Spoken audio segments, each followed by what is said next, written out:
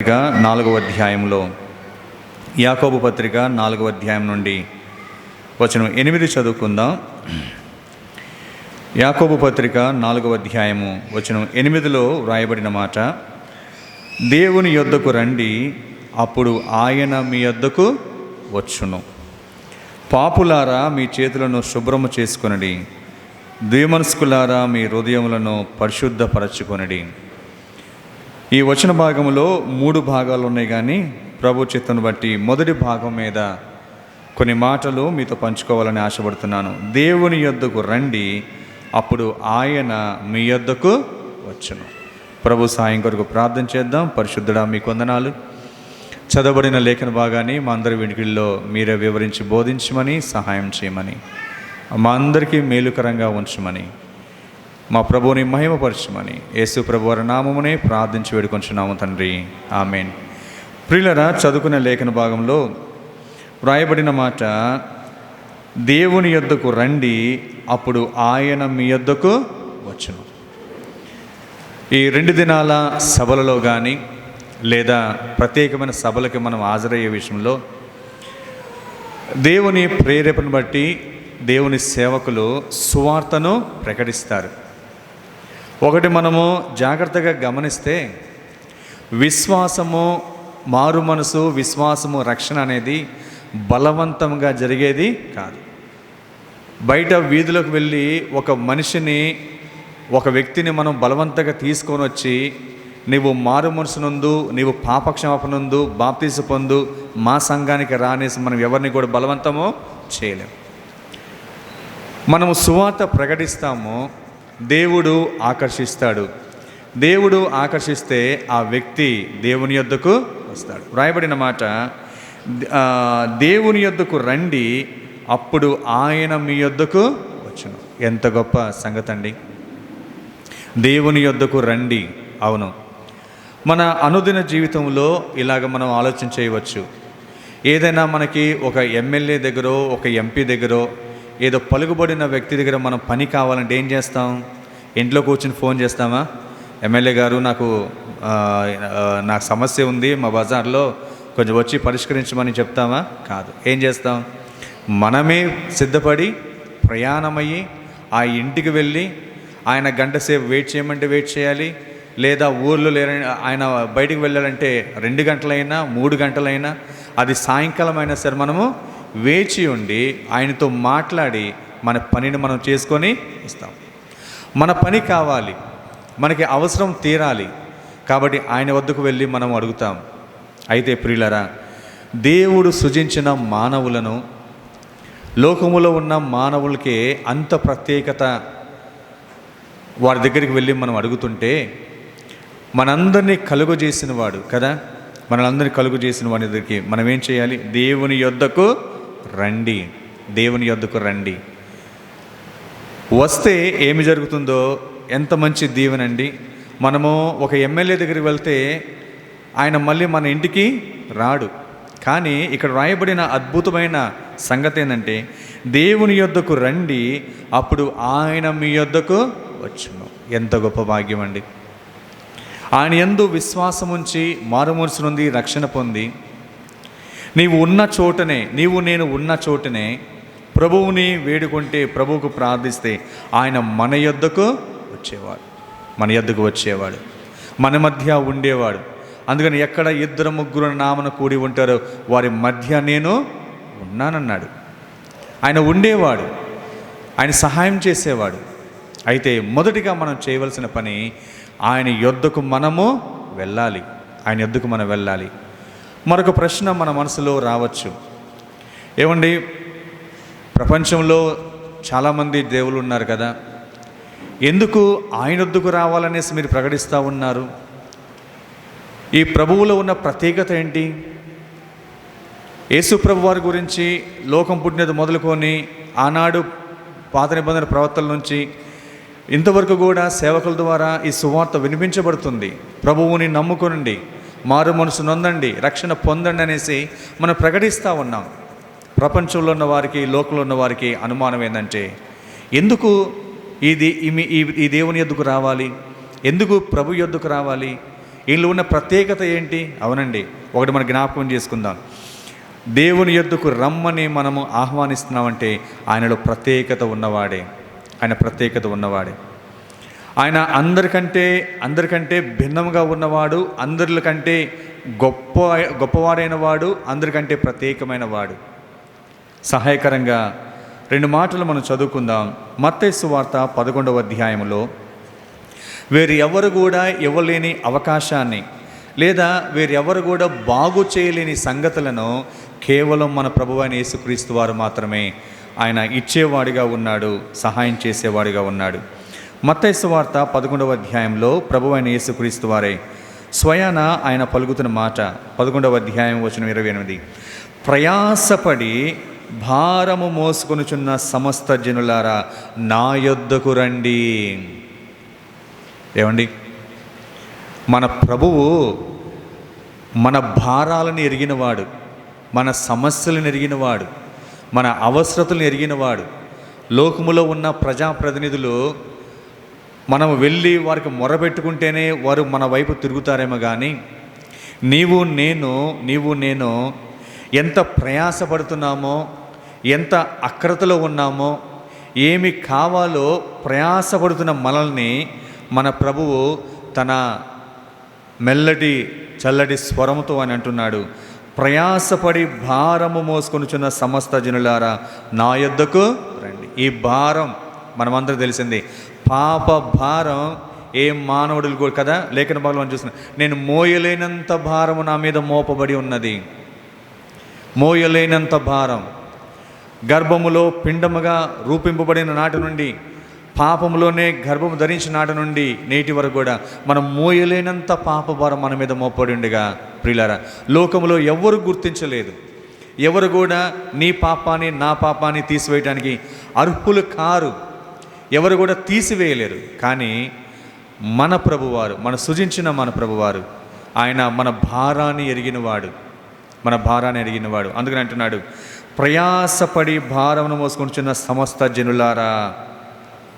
పలానా చోటుకు వెళ్ళమని చెప్పాడా? యెరూషలేము పట్టణానికి వెళ్ళమన్నాడా? షిలోహు పట్టణానికి వెళ్ళమన్నాడా?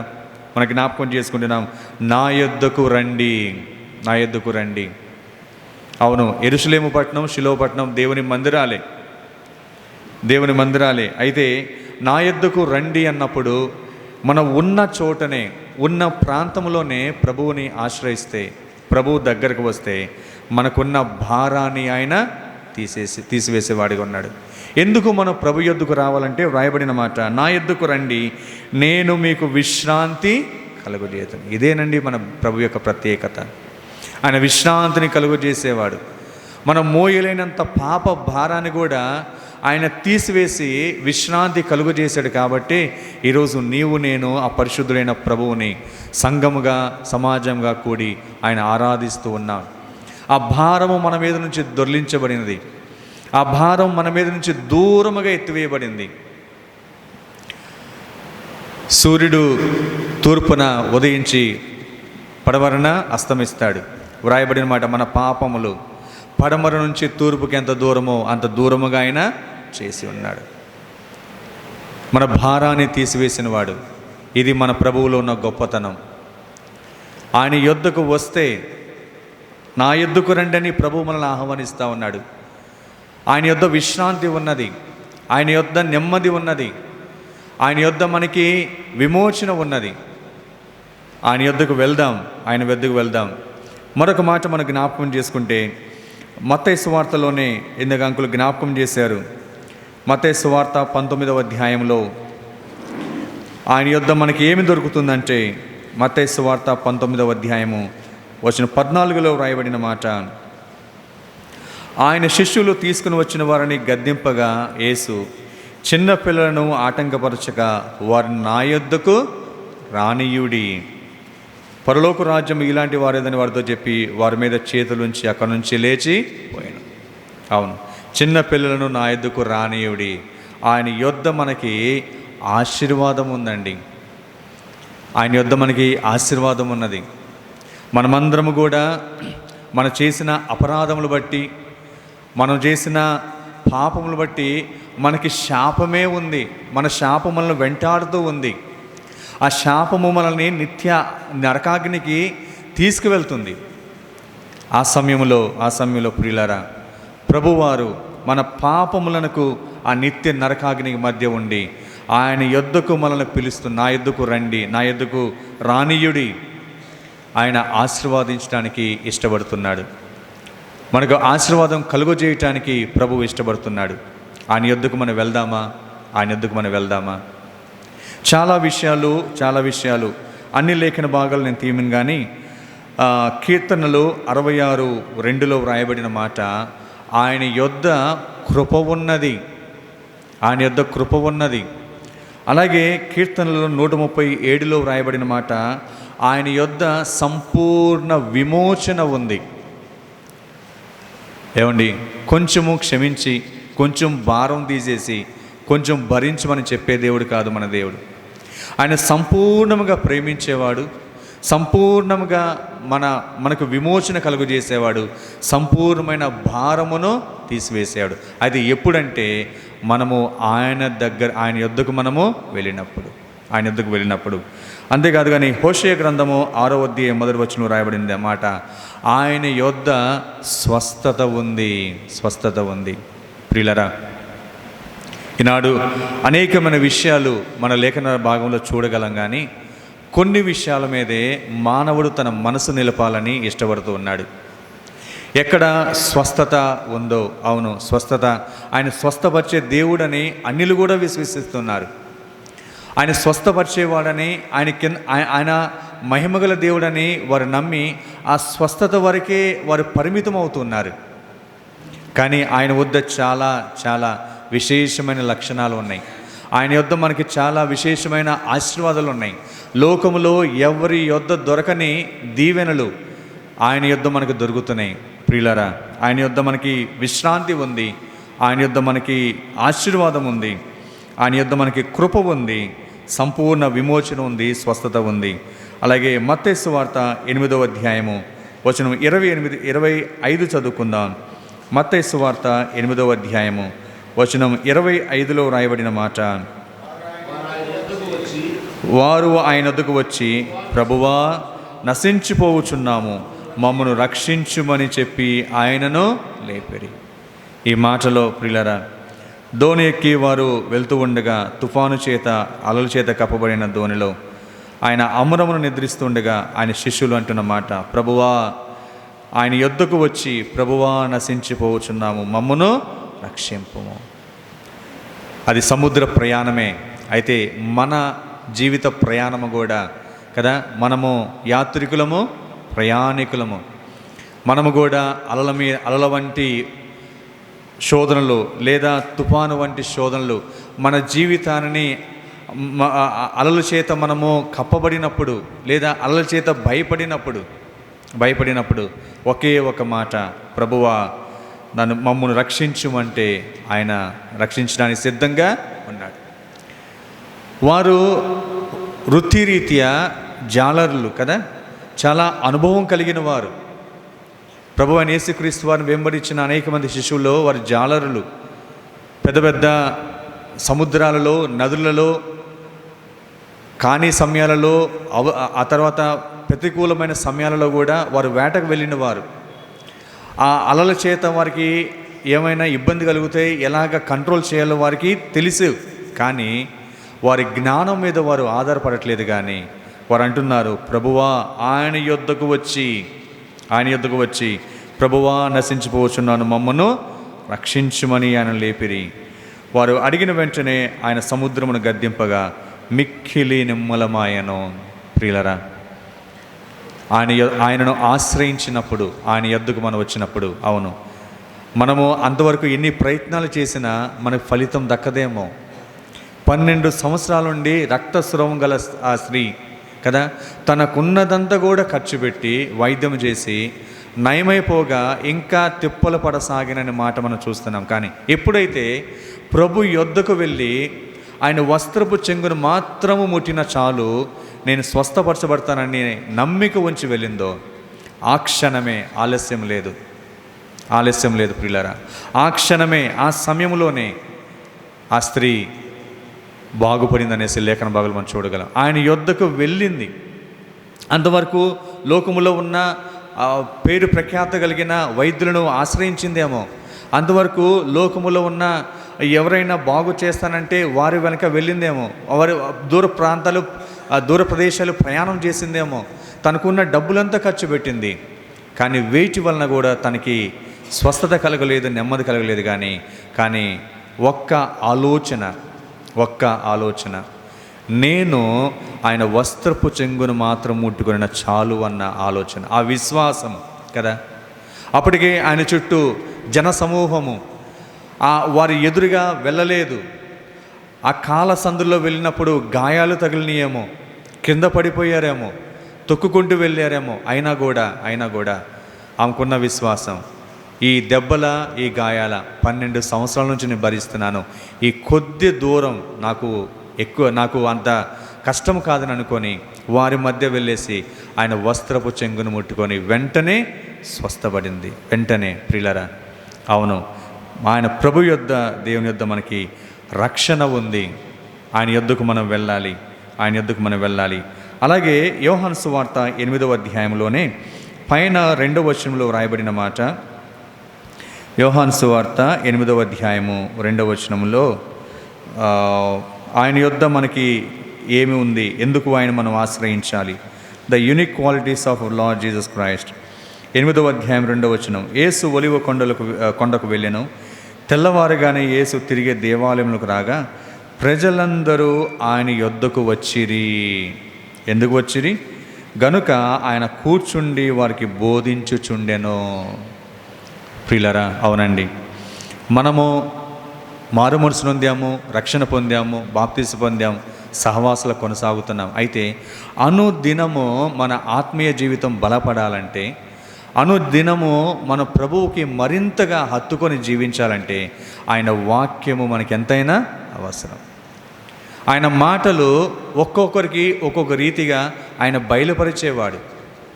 చదివిన లేఖన భాగమే కావచ్చు, ధ్యానించిన లేఖన భాగమే కావచ్చు, అదే వచన భాగం, అదే సందర్భం, అదే అధ్యాయం, అదే పుస్తకం మనం చదివినప్పుడు ఒకలాగా దేవుడు మనకు అర్థాన్ని బయలుపరుస్తాడు. మరొక దైవజనుడు నిలబడి ప్రకటించేటప్పుడు వారికి వేరే కోణంలో ఆ అర్థాన్ని వివరించే జ్ఞానాన్ని ఆయన అనుగ్రహిస్తాడు. అయితే ప్రపంచంలో ఎన్నిసార్లు చదివినా కూడా తరగని గ్రంథము పరిశుద్ధ గ్రంథము. ఒక ఆటోబయోగ్రఫీ బుక్ తీసుకోండి, ఒక నవెల్ తీసుకోండి, ఒక స్టోరీ బుక్ తీసుకోండి, ఫస్ట్ పేజ్ నుంచి లాస్ట్ పేజ్ చదువుతాం, ఏం చేస్తాము? తీసి పక్కన పెట్టేస్తాం. 10th క్లాస్లో ఒక సబ్జెక్ట్ చదువుతాం, ఎగ్జామ్ అయిపోగానే తీసి పక్కన పెట్టేస్తాం. కానీ మనము రక్షణ పొందిన నాటి నుండి తుది శ్వాస వరకు ఈ 66 గ్రంథాలు కలిగిన బైబిల్ పరిశుద్ధ గ్రంథాన్ని మనం చదువుతూనే ఉంటాం. చదివిన ప్రతి సందర్భంలో, ధ్యానించిన ప్రతి సందర్భంలో ఒక క్రొత్త ఆలోచనలు, ఒక క్రొత్త తలంపులు, ఒక క్రొత్త విధానాన్ని దేవుడు మనకు బయలుపరుస్తూ ఉంటాడు. ఆ ప్రజలు ఆయన యొద్దకు వారు తెల్లవారుగానే యేసు తిరిగి దేవాలయంకు రాగా ప్రజలందరూ ఆయన యొద్దకు వచ్చిన తర్వాత రాయబడిన మాట, ప్రియులరా, గనుక ఆయన కూర్చుండి వారికి బోధించుచుండెను. అవును, వారిని స్వస్థపరచాలని ప్రభువుకు ఇష్టము, వారికి ఆహారం పెట్టాలని ప్రభువుకు ఇష్టము. కానీ అనేక సందర్భాలలో ప్రజలు గుమిగూడి వచ్చినప్పుడు, నిన్న సని అని చెప్పినా కూడా ఆ పక్షవాయు గలవాడు స్వస్థత కోసం వచ్చినప్పుడు కూడా ఆయన ఏం చేస్తున్నాడు? వారికి బోధించుచుండెను. అంటే మొదట ఆయన మాటలను బయలుపరుస్తున్నాడు. మొదట ఏది అవసరమో, ఆత్మ సంబంధమైనది ఏది అవసరమో వారికి బోధిస్తూ ఉన్నాడు. దేవుని మాటలో దేవుని రాజ్య సువార్త వారికి వివరిస్తూ ఉన్నాడు. ఆ తర్వాత వారికి కావలసిన శరీర సంబంధమైన అవసరతలను తీరుస్తున్నాడు. అది స్వస్థత కానీ, ఆకలి కానీ, మరేదైనా సరే కదా.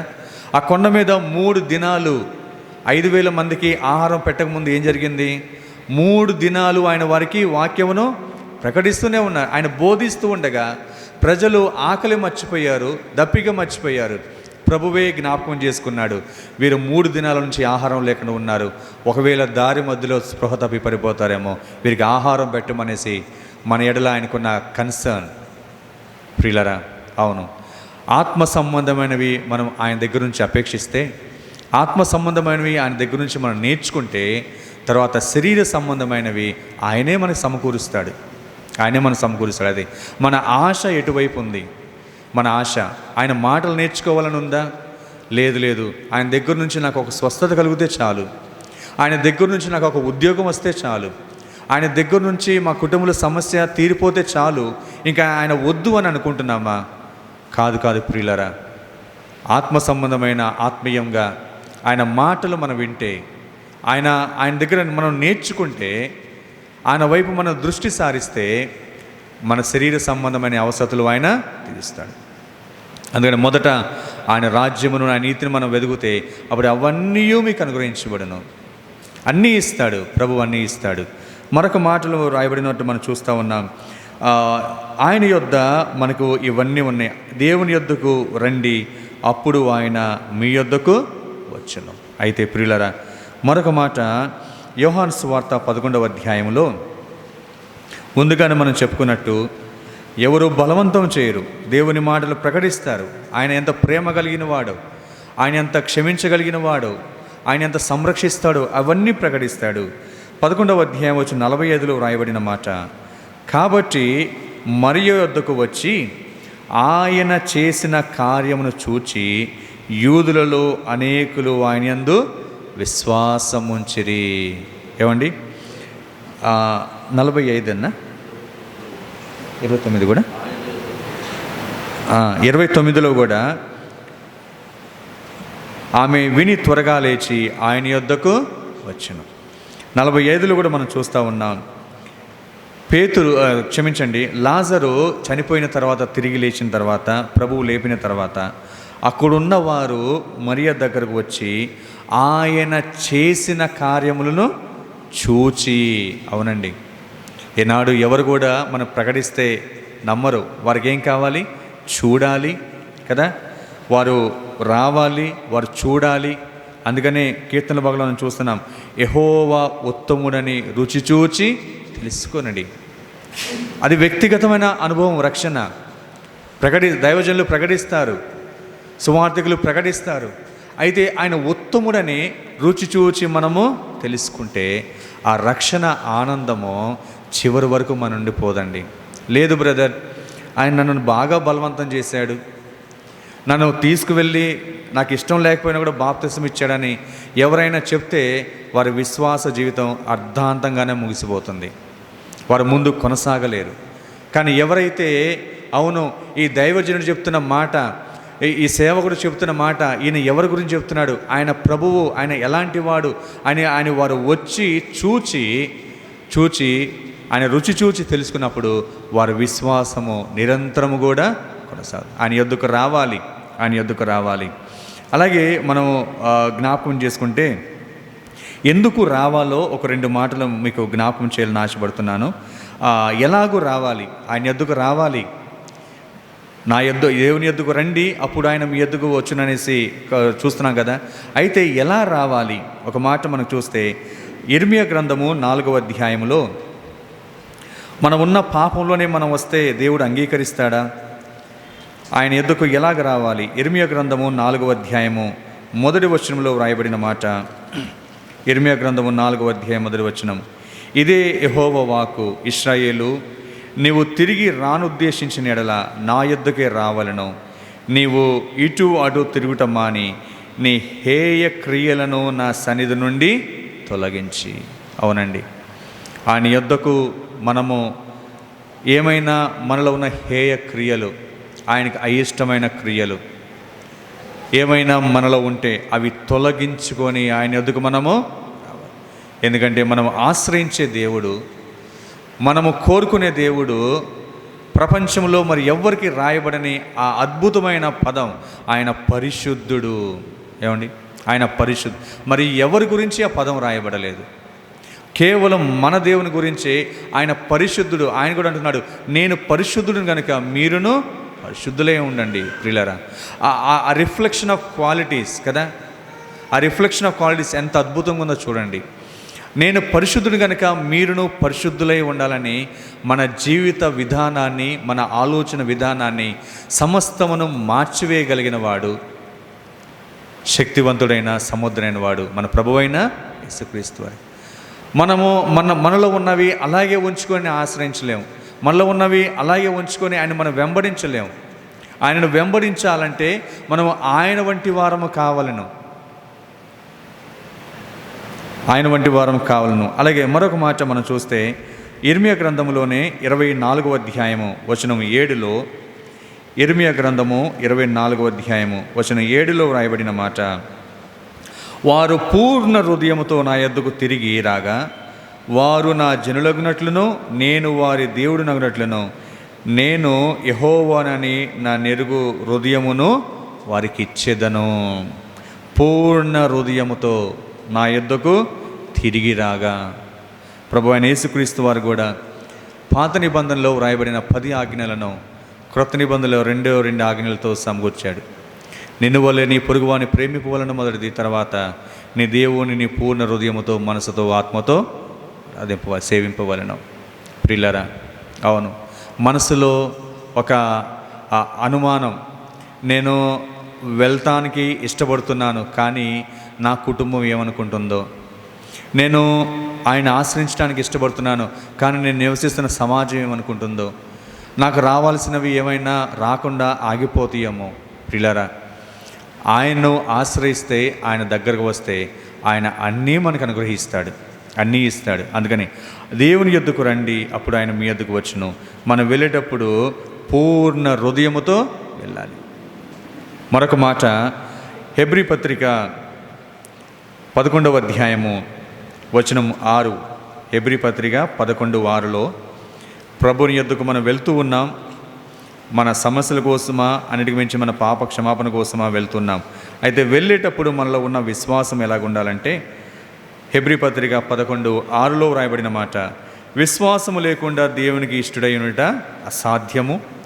దేవుని యొద్దకు వచ్చువాడు ఆయన ఉన్నాడనియు తన్ను వెదుకు వారికి ఫలము దయచేయువాడనియు నమ్మవలెను గదా. ప్రియులరా, అవునండి, ప్రభు యొద్దకు మనం వెళ్ళాలి. అయితే ఆయన యొద్దకు వెళ్ళేటప్పుడు మనకు కావాల్సిన నమ్మకం ఏంటంటే, ఆయన ఉన్నవాడును అనువాడు. కేవలం ఆయన మాత్రమే ఆ మాట పలికినవాడు, మరెవరూ పలికిలేదు.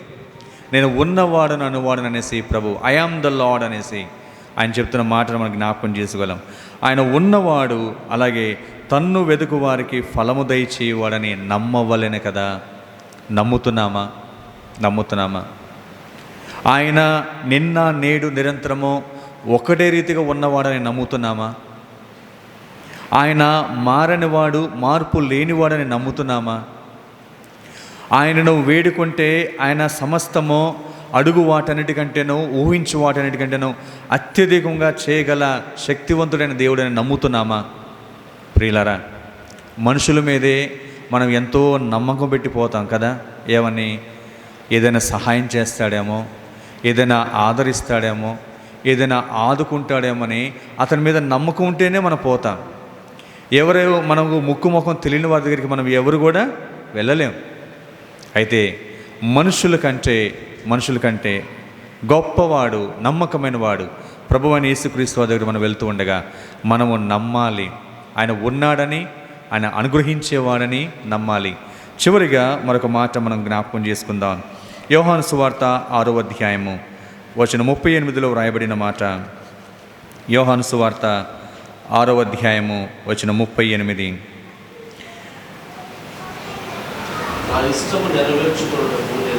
నా ఇష్టమును నెరవేర్చుకున్నటకు నేను రాలేదు, నన్ను పంపిన వాని చిత్తం నెరవేర్చే పరలోకమును దిగి వచ్చి నేను క్షమించన్నా. ఈ యోహాను 6:38. నా యొద్దకు వచ్చువానని 37. తండ్రి నాకు అనుగ్రహింపబడిన వారందరూ నా యొద్దకు వత్తురు, నా యొద్దకు వచ్చువానని నేను ఎంత మాత్రమును బయటికి త్రోసివేయను. ప్రియులారా, మనము ఎవరమైనా సరే, ఏ సమస్య ఉన్నా కూడా, ఏ అక్రత ఉన్నా కూడా దేవుడు ఎటువంటి రెస్ట్రిక్షన్స్ పెట్టలేదు. నువ్వు ఎక్కువ పాపం చేసావు కాబట్టి నా యొద్దకు రావద్దు అనట్లేదు. నీకు ఎక్కువ అవసరత ఉన్నాయి కాబట్టి నా యొద్దకు రావద్దని అనట్లేదు.